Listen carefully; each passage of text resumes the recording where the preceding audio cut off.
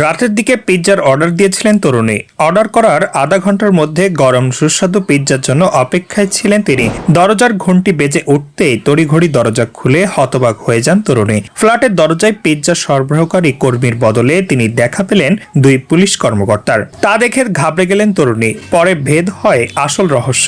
ওই পুলিশ কর্মীরা তরুণীর পিৎজা দিতেই তার বাড়িতে হাজির হয়েছিলেন। সেই ঘটনার একটি ভিডিও প্রকাশিত হয়েছে সমাজ মাধ্যমে। ঘটনাটি আমেরিকার। দুই পুলিশ অফিসারের এক গ্রাহকের কাছে পিৎজা পৌঁছে দেওয়ার একটি ভিডিও ভাইরাল হয়েছে।